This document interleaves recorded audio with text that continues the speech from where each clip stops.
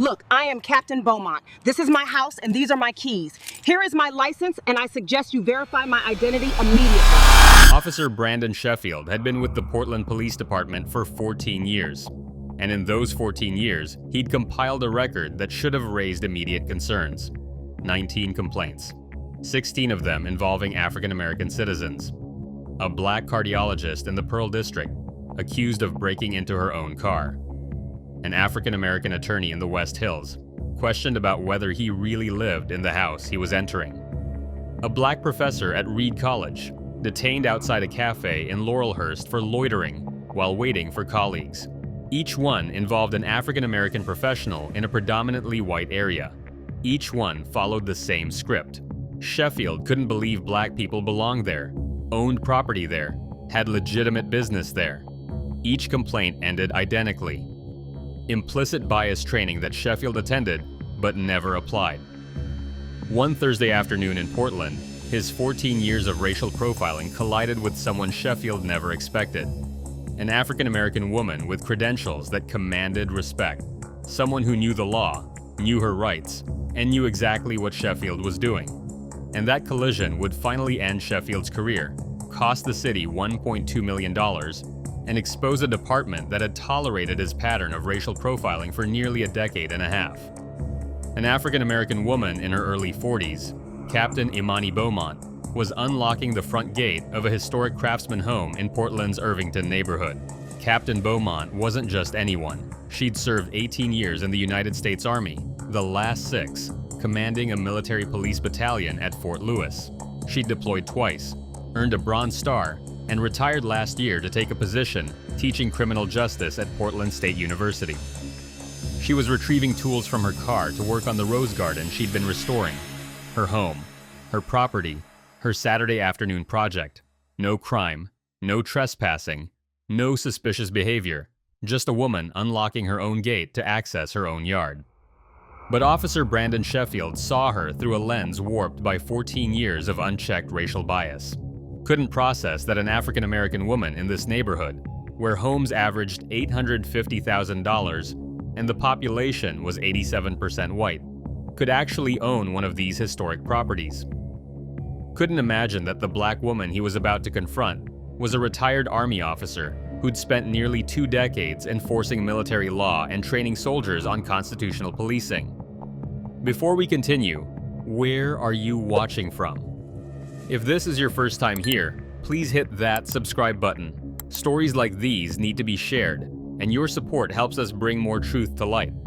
Portland, Oregon, Irvington neighborhood, tree-lined streets with historic homes dating back to the early 1900s, carefully maintained craftsman bungalows and colonial revivals, median home prices pushing $900,000, the kind of place featured in Portland Architecture Tours and Preservation Society pamphlets.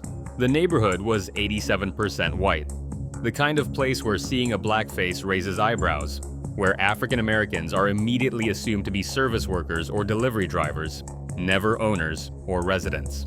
The 2400 block of Northeast 24th Avenue featured some of the neighborhood's finest examples of period architecture. Manicured lawns behind wrought iron fences, vintage street lamps, rose gardens that neighborhood associations photographed for promotional materials. It was 2:45 p.m. on a Thursday afternoon in late May. Clear skies, temperature in the mid-70s, light breeze carrying the scent of blooming roses and freshly cut grass. The kind of perfect Portland spring day that fills sidewalk cafes and bike paths. Captain Imani Beaumont had been teaching criminal justice at Portland State University for 11 months. 18 years of military service. 18 years of leading soldiers, enforcing order, maintaining discipline, commanding a battalion of military police officers who protected bases, investigated crimes, and upheld the Uniform Code of Military Justice. She'd graduated from Howard University, then earned her commission through ROTC. She'd completed Military Police Officer Basic Course at Fort Leonard Wood, Advanced Course at Fort Gordon, and Command and General Staff College at Fort Leavenworth. Her soldiers called her firm, but fair. Her superior officers called her exceptional. Even officers she'd disciplined for misconduct called her principled. She believed in justice. She believed in accountability. She believed that the law protects everyone equally, and that those who enforce it must be held to the highest standard. But she also knew from both professional experience and personal reality that being black in America meant constantly proving you belonged, that racism didn't stop at military rank or academic credentials, that white people saw the color before the command. That Thursday afternoon, Imani had finished teaching her police ethics and accountability seminar at 1 p.m. Nothing unusual, nothing exciting, just another day reviewing Tennessee v. Garner and Terry vs. Ohio with students who'd one day wear badges. She'd driven home to her Craftsman bungalow, the one she'd purchased 8 months ago after retiring from the Army, the one she was lovingly restoring to its 1910 glory, and parked her Subaru Outback in front. She'd walked to the gate with her gardening tools, her house keys in hand, wearing jeans and a vintage Army PT shirt. Her car was registered in her name. The deed to the property was in her name. The mortgage she'd qualified for with her military retirement and PSU salary was in her name. She belonged there, owned there, lived there. She was doing exactly what thousands of Portland homeowners do every single day, unlocking her gate to access her own yard, planning to spend a beautiful spring afternoon working in her garden. Nothing suspicious, nothing unusual, nothing that should attract police attention, nothing that would make anyone look twice at a white person doing the exact same thing. But Officer Sheffield, 14 years on the Portland Police Bureau with 19 complaints documenting his pattern of targeting black citizens in white neighborhoods, saw something different. Brandon Sheffield had been with Portland Police since his early 20s, hired in 2009. He'd worked various assignments over the years, but spent the last 8 years on patrol in the affluent East Side neighborhoods: Irvington, Alameda, Laurelhurst, Grant Park. His supervisors kept him in these assignments despite his complaint history, because, in their words, he knows the area, residents feel safe with him, he's proactive about suspicious activity. What they meant was that Sheffield stopped every black person he saw, questioned African Americans about their presence, treated black citizens like suspects by default, made white residents feel protected from black people in their neighborhoods. 19 complaints in 14 years.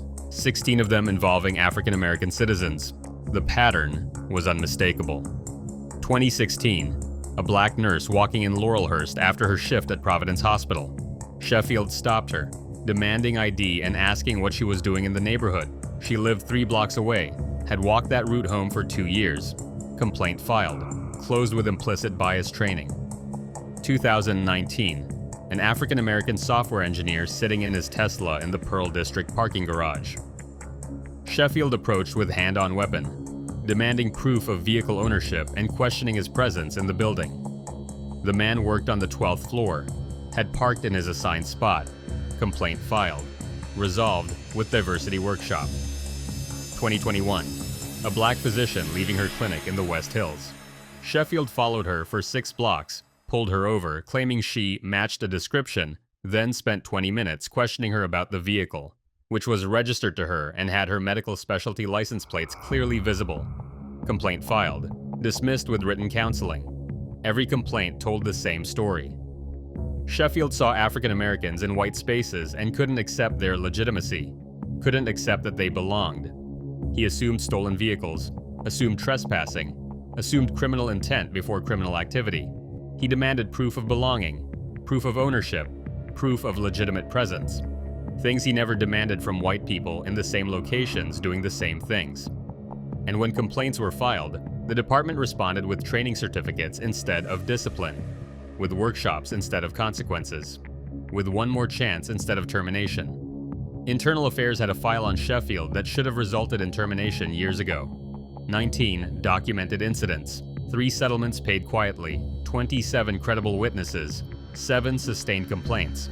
But Sheffield had allies in the department, supervisors who valued his arrest numbers and his proactive approach to neighborhood safety, union representatives who protected him at every disciplinary hearing, and a system that prioritized officer retention over accountability to the black citizens he repeatedly profiled.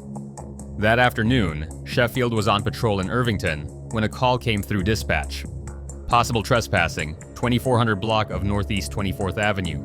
Caller reports an unknown black female attempting to access a property gate. Caller states the homeowner is out of town and shouldn't be anyone there. The caller, a white neighbor who'd lived on the block for 40 years, had seen Imani at her gate and called 911. Hadn't asked if Imani lived there. Hadn't considered she might be the homeowner. Just saw a black woman and assumed trespassing. Sheffield responded immediately. This was his specialty: protecting property in neighborhoods where black people were presumed not to belong. He pulled onto Northeast 24th and scanned for the address.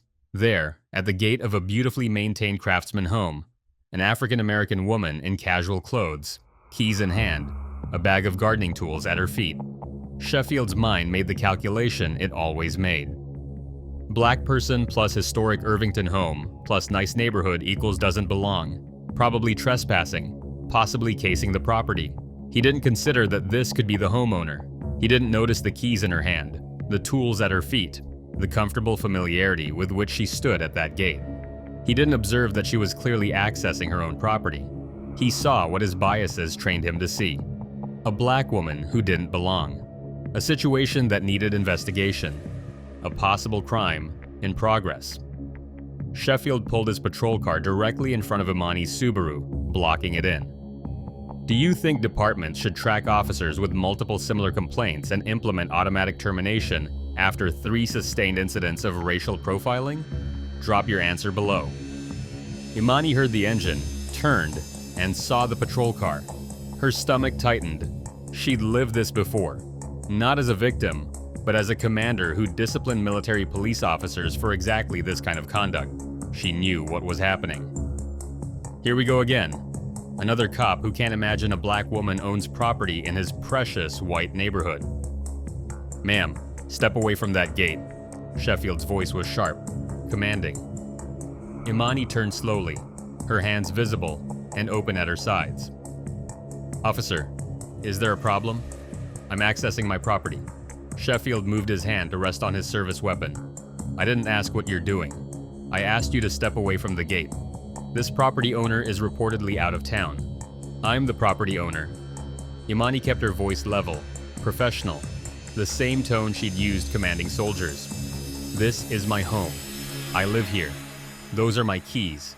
That's my car. This is my property. Ma'am, I'm going to need to see some identification and proof that you live here. Proof? Imani's jaw tightened. I'm standing at my own gate with my house keys. What exactly is your reasonable suspicion here, officer? Sheffield stepped closer. I've had a report of suspicious activity. Someone trying to access this property. The homeowner shouldn't be here. The homeowner is here. I'm Captain Imani Beaumont, retired U.S. Army. This is my home. I purchased it 8 months ago. The deed is in my name. Would you like to see it? Anyone can claim to be a homeowner, ma'am. I need to see actual proof. Imani reached slowly into her pocket, hands visible, movements deliberate. She pulled out her wallet, extracted her driver's license. Here, my license. Shows this address. 2436 Northeast 24th Avenue.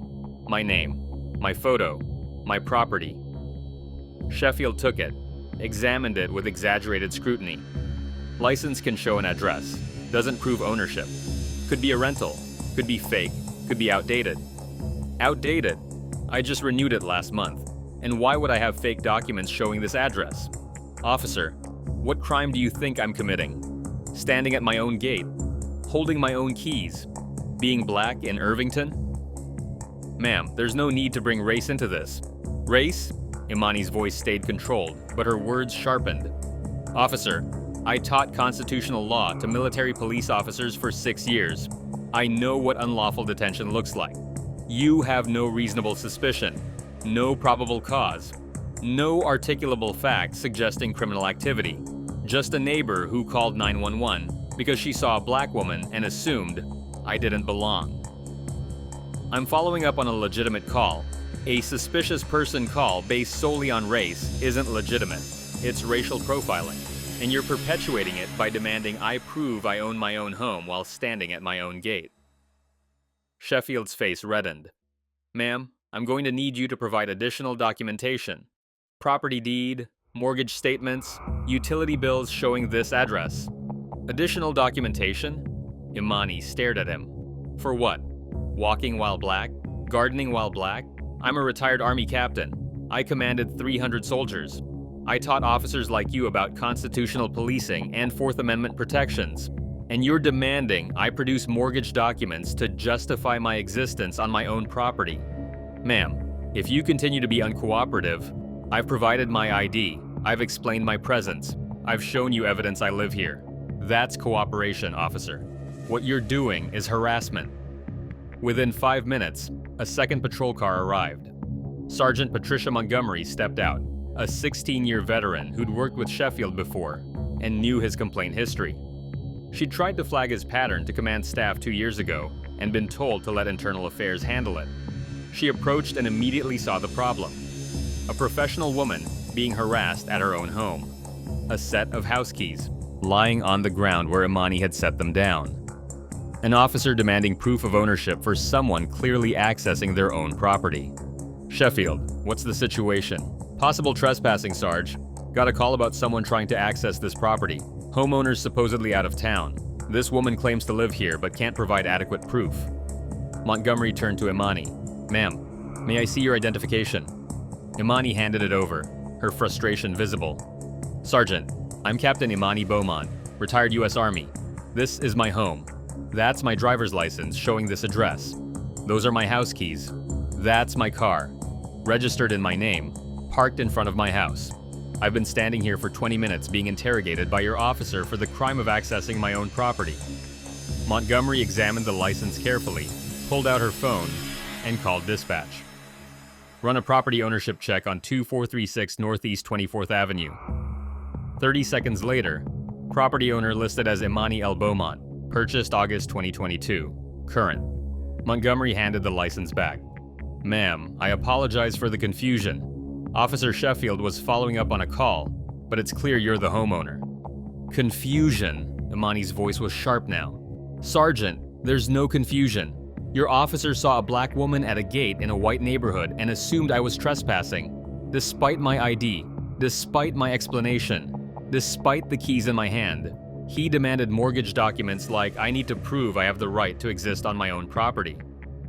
A white man in his 60s, the next-door neighbor, had come out of his house. Officer, that's Captain Beaumont. She lives there. She's been a wonderful neighbor. I don't know why anyone would call this in. A white woman in her 40s, jogging past, stopped. I saw this whole thing.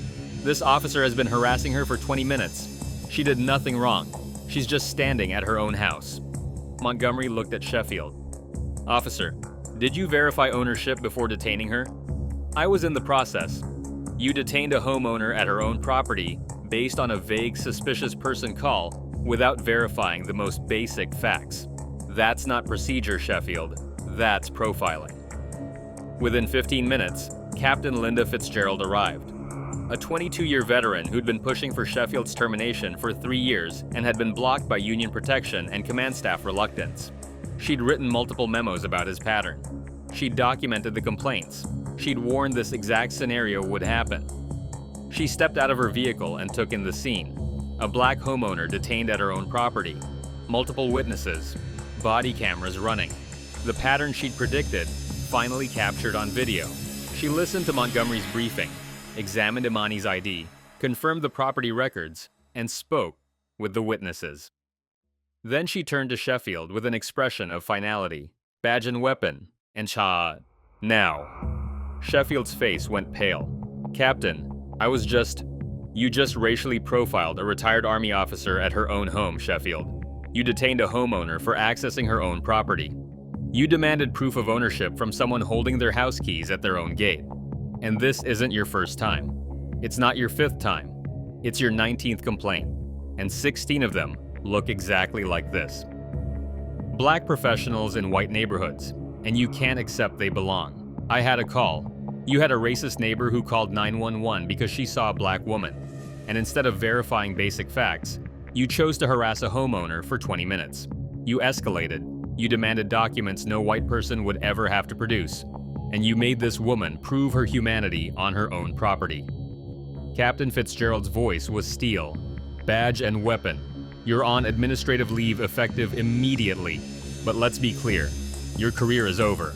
This department has protected you for 14 years despite a clear pattern of racial profiling. That protection ends today. Sheffield handed them over, his hands shaking. Captain Fitzgerald turned to Imani.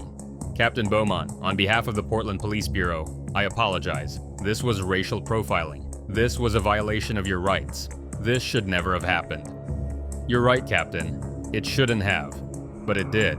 Because your department tolerated Officer Sheffield's pattern for 14 years despite 19 complaints showing he profiles black citizens in white neighborhoods. Officer Sheffield will be placed on administrative leave pending investigation. But between you and me, his career is over. I've been trying to terminate him for 3 years. This finally gives me the ammunition to do it. If you choose to file a complaint or pursue legal action, and you should, the department will cooperate fully. This pattern needed to end years ago. Imani looked at Sheffield, then at Captain Fitzgerald, taking a moment to gather her thoughts. Captain, I've been a military police officer for 18 years. I've commanded 300 soldiers. I've taught constitutional law and police ethics. I know what unlawful detention looks like. I know what racial profiling is, and your officer just committed textbook Fourth Amendment violation right here on camera. She gestured toward the body cameras and the neighbors still watching. Everything is documented. The lack of reasonable suspicion, the racial profiling, the unreasonable demands, all of it. So, yes, I'll be filing a complaint, and yes, I'll be pursuing legal action. Not for money, but because if this happens to me, a retired Army captain with military rank and a law degree, imagine what happens to people who don't have my resources, my knowledge, my credentials, my ability to cite Terry v. Ohio while being harassed. She paused, her voice gaining intensity. How many young black people has Officer Sheffield stopped who couldn't fight back? How many African Americans did he profile who didn't have witnesses or rank or the vocabulary to challenge him? How many complaints would it have taken before someone finally acted? Because apparently 18 wasn't enough. By that evening, the story was spreading through Portland's African American community, its military veteran networks, and onto local news. Video clips from the neighbor's security camera and witness phones went viral. #racial profiling in PDX and #Captain Beaumont started trending. The headlines hit hard. Retired Army captain racially profiled by Portland police at her own home. Officer with 19 complaints caught harassing black homeowner. Army MP commander detained for trespassing at property she owns. The African American community and veteran organizations responded immediately and forcefully. Portland State University issued a statement supporting Imani, calling the incident completely unacceptable and a stark example of the racial profiling our faculty member has dedicated her career to preventing. The NAACP condemned the incident, demanding Sheffield's immediate termination and systematic reform. Iraq and Afghanistan Veterans of America released a statement. Captain Beaumont commanded military police. She taught constitutional policing. She served this country with distinction. And Portland police treated her like a criminal for standing at her own gate. This is indefensible. Even the Portland Police Association faced internal pressure from black officers and allies who called Sheffield's pattern an embarrassment to the badge. PSU received hundreds of calls and emails supporting Imani, along with demands that the department face real consequences. Imani hired Sarah Chen, a prominent civil rights attorney who'd won $4.2 million in similar cases over the past decade. The lawsuit was filed 3 weeks later, naming Officer Brandon Sheffield, Sergeant Patricia Montgomery, for inadequate initial response, the watch commanders who'd ignored Sheffield's pattern for years, Captain Fitzgerald's predecessors who'd blocked accountability, and the Portland Police Bureau. The allegations were comprehensive and damning. The lawsuit claimed racial profiling in violation of the Equal Protection Clause of the 14th Amendment, unlawful detention without reasonable suspicion or probable cause in violation of the Fourth Amendment denial of civil rights. Under 42 U.S.C. in Section 1983, intentional infliction of emotional distress, false imprisonment, supervisory. Liability for failure to train, discipline, or terminate despite documented pattern. Municipal liability for deliberate indifference to Officer Sheffield's pattern of racial profiling. Violation of Oregon civil rights statutes. The complaint included Sheffield's entire history, presented in devastating detail. 19 complaints over 14 years. 16 involving African American citizens in similar circumstances. Affluent neighborhoods, professional settings, white areas where black people were presumed not to belong. All documented, all investigated, all resulting in minimal discipline. All dismissed with training that never changed his behavior. The lawsuit laid out the pattern systematically. Complaint after complaint, year after year, black victim after black victim, similar circumstances, similar assumptions, similar harassment. The lawsuit sought $1.8 million in damages, plus mandatory policy reforms and independent oversight. Portland city attorneys reviewed the case. The evidence was overwhelming. The neighbor's security camera showed everything: Imani peacefully accessing her own property, Sheffield's immediate aggressive approach, the extended detention, the unreasonable demands. Body camera footage captured Sheffield's inability to articulate reasonable suspicion and his dismissal of Imani's legitimate proof of ownership. Multiple independent witnesses corroborated Imani's account. Imani's driver's license, property deed, vehicle registration, mortgage documents, and PSU faculty ID proved her complete legitimacy. Sheffield had no legal basis for the stop, no crime, no reasonable suspicion, no articulable facts beyond black woman in white neighborhood. Internal affairs files documented the pattern: 19 complaints, 16 involving African Americans, all showing identical racial profiling. Every element of a Power 1983 claim was present. Fourth Amendment violation? Check. 14th Amendment violation? Check. Municipal liability for deliberate indifference? Check. Qualified immunity? Unlikely to apply given clear precedent against racial profiling. The city's risk assessment was clear. Go to trial and lose publicly, with a jury verdict potentially 3 times higher, or settle now and implement reforms. The city settled 11 months later. $1.2 million paid to Captain Imani Beaumont, the 3rd largest settlement in Portland's history for racial profiling. Officer Brandon Sheffield was terminated 6 weeks after the incident. The union filed initial grievances, but withdrew them after reviewing the body cam footage and the 19 complaint pattern. The termination letter was scathing. Officer Sheffield engaged in racial profiling, detaining a citizen at her own property based solely on race without reasonable suspicion or probable cause. He violated department policy on constitutional policing, bias-free policing, and proper detention procedures. He has demonstrated a pattern over 14 years of similar conduct, indicating this was not an isolated incident, but a persistent failure to respect the constitutional rights of African American citizens. His continued employment creates unacceptable liability for the city and violates the civil rights of residents, particularly African American members of our community. The letter specifically cited 19 prior complaints, showing the same racial profiling pattern, noting that progressive discipline had utterly failed to modify behavior.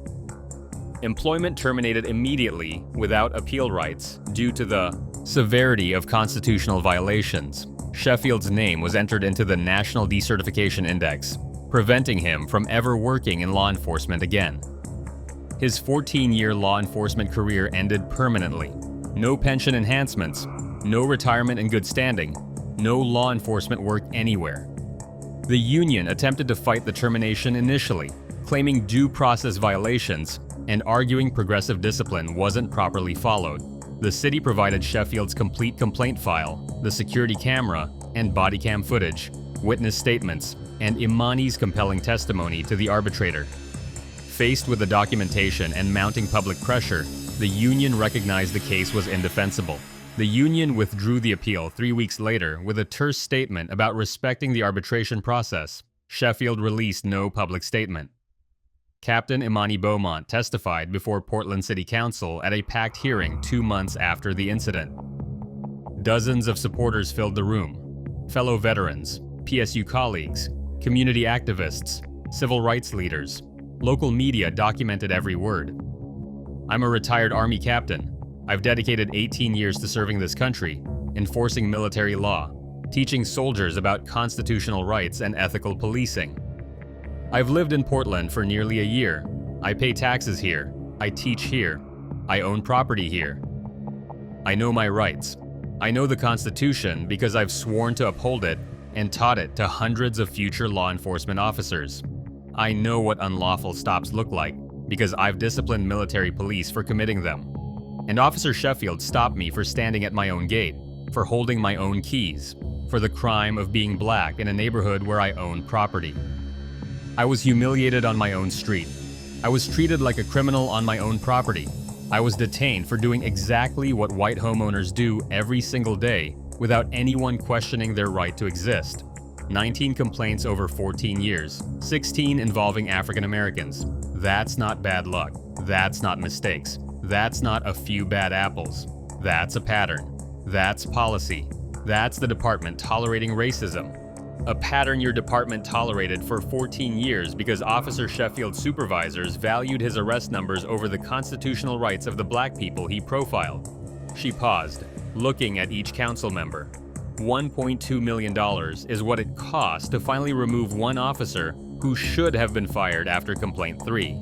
But money doesn't undo standing in front of my home being treated like a trespasser. It doesn't erase the message that my military rank doesn't matter if my skin is black. And it doesn't prevent the next officer with 19 complaints from doing the same thing to the next victim who can't fight back.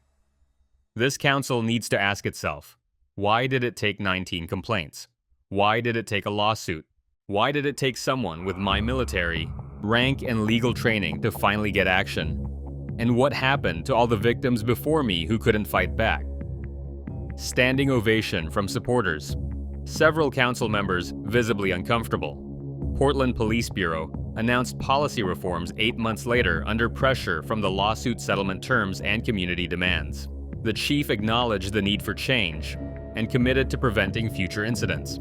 The measures included automatic supervisory review after 2 complaints with similar patterns within 36 months, mandatory termination proceedings after 3 sustained complaints involving racial profiling, real-time flagging system for officers with patterns of stops involving racial disparities, mandatory supervisor approval for any stop in affluent neighborhoods involving only suspicious person, calls without specific criminal activity, body camera footage, review of 100% of stops involving minority citizens in predominantly white areas, anti-racism training conducted by actual civil rights experts and community organizations, not police trainers.